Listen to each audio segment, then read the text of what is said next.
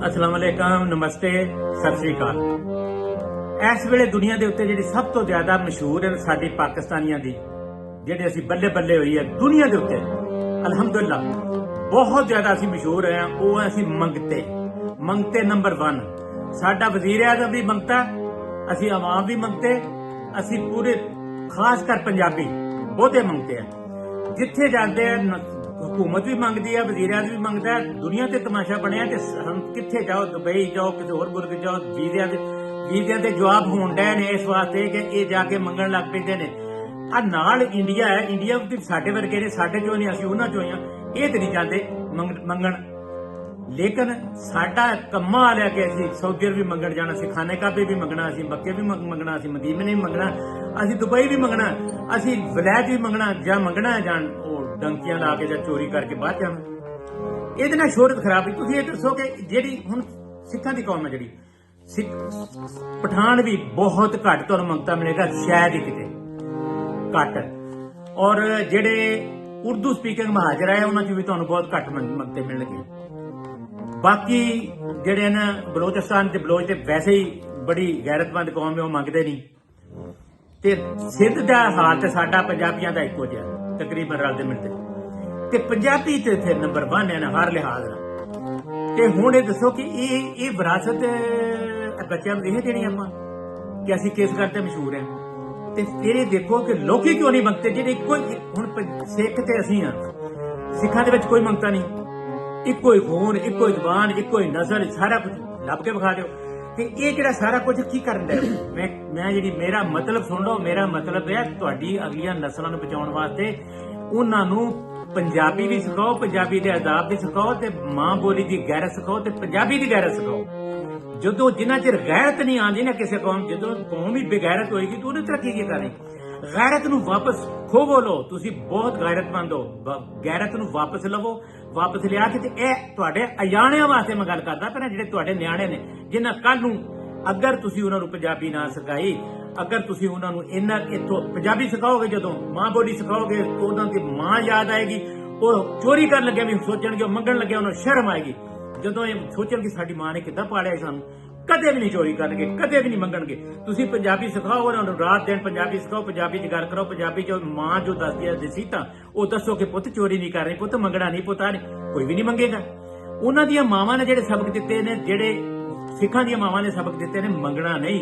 ਉਹ ਜਿਹੜੇ ਹਜ਼ਰਤ ਬਾਬਾ ਗੁਰੂ ਨਾਨਕ ਹੋਰੀ ਸੀ ਨਾ, ਉਹਨਾਂ ਨੇ ਪਹਿਲੀ ਗੱਲ ਇਹ ਕੀਤੀ, ਕਿਰਤ ਕਰੋ, ਕਿਰਤ ਕਰੋ। ਕਿਰਤ ਕਰੋ ਦਾ ਮਤਲਬ ਮਜ਼ਦੂਰੀ ਕਰੋ, ਮਿਹਨਤ ਕਰੋ, ਜਿੱਦਾਂ ਦੀ ਵੀ ਮਜ਼ਦੂਰੀ ਹੈ ਉਹ ਕਰੋ। ਮੈਂ ਕਿਰਤ ਕਰਕੇ ਕਮਾਓ ਤੇ ਖਾਓ ਤੇ ਹਲਾਲ ਖਾਓ। ਕਿੱਡਾ ਵੱਡਾ ਸਬਕ ਹੈ। ਤੇ ਸਾਡੇ ਹਜ਼ੂਰ ਸੱਲੱਲਾਹੁ ਅਲੈਹਿ ਵਸੱਲਮ ਨੇ ਵੀ ਇਹ, ਹਜ਼ੂਰ ਬਿਸਮਿਲ੍ਲਾ, ਸਾਡੇ ਹਜ਼ੂਰ ਅਕਰਮ ਸੱਲੱਲਾਹੁ ਅਲੈਹਿ ਵਸੱਲਮ, ਉਹਨਾਂ ਦਾ ਵੀ ਇਹੀ ਹੁਕਮ ਹੈ ਕਿ ਮਿਹਨਤ ਕਰੋ ਤੇ ਹੱਕ ਹਲਾਲ ਕਰੋ। ਤੇ ਇਸ ਵਾਸਤੇ ਇਹ ਬਹੁਤ ਸੀਰੀਅਸ ਮਸਲਾ ਹੈ। ਹੁਣ ਇਹਨਾਂ ਦੇ ਕਲਾਮ ਸੁਣਨ ਤੋਂ ਪਹਿਲਾਂ ਇੱਕ ਗੱਲ ਮੈਂ ਤੁਹਾਨੂੰ ਦੱਸ ਦਿਆਂ ਕਿ ਕੋਈ ਕੁਰਾਨ ਚੁੱਕਿਆ ਹੈ, ਜਾਂ ਤੁਸੀਂ ਕੋਈ ਬਾਈਬਲ ਚੁੱਕੀ ਹੈ, ਜਾਂ ਤੁਸੀਂ ਸ਼੍ਰੀ ਗੁਰੂ ਗ੍ਰੰਥ ਸਿੰਘ ਤੇ ਹੱਥ ਰੱਖਿਆ, ਜਾਂ ਕਿਹੜੀ ਸ਼ੈ ਤੇ ਹੱਥ ਰੱਖਿਆ ਕਿ ਮੈਨੂੰ ਤੁਸੀਂ ਸਬਸਕ੍ਰਾਈਬ ਨਹੀਂ ਕਰਨਾ। ਮੈਂ ਕਾਹਦੇ ਵਾਸਤੇ ਡਿਆ? ਮੈਂ ਆਪਣੇ ਵਾਸਤੇ ਡਿਆ, ਮੈਂ ਨਾਲ ਲੈ ਜਾਣਾ। ਮੈਂ ਤੇ ਖਲੋਤਾ ਕੰਢੇ ਤੇ, ਮੈਨੂੰ ਨਹੀਂ ਚਾਹੀਦੀ ਨਾ ਸ਼ੋਹਰਤ, ਨਾ ਮੇਰੇ 2 ਕਰੋੜ ਦੇ ਕਰੀਬ ਮੇਰੇ ਹੋ ਗਏ ਨੇ ਵਿਊਜ਼। ਮੈਨੂੰ 2 ਕਰੋੜ ਲੋਕ ਸੁਣਦੇ ਆ, ਮੈਨੂੰ ਕਿਸੇ ਸ਼ੋਹਰਤ ਦੀ ਲੋੜ ਨਹੀਂ। ਤੁਹਾਡੇ ਵਾਸਤੇ ਡਿਆ ਹੈ। ਤੇ ਜੇ 4 ਬੰਦਿਆਂ ਨੂੰ ਹੋਰਾਂ ਨੂੰ ਪਤਾ ਲੱਗੇਗਾ ਤਾਂ ਉਹ ਵੀ ਸੁਣਨਗੇ, ਸੁਆਬ ਹੋ ਜਾਏਗਾ। ਤੇ ਜਰਾ ਸੁਣੋ ਇਹ ਕਹਿਣ ਕੀ ਡਿਆ ਨੇ, ਤੇ ਇਥੋਂ ਜਰਾ ਹੋਸ਼ ਕਰੋ। ਉਸਤਾਦ ਹੋਣੀ ਕਹਿ ਕੀ ਡਿਆ ਤੇ ਕਿਸ ਸਟੈਰ 'ਚ ਕਹਿਣ ਡਿਆ।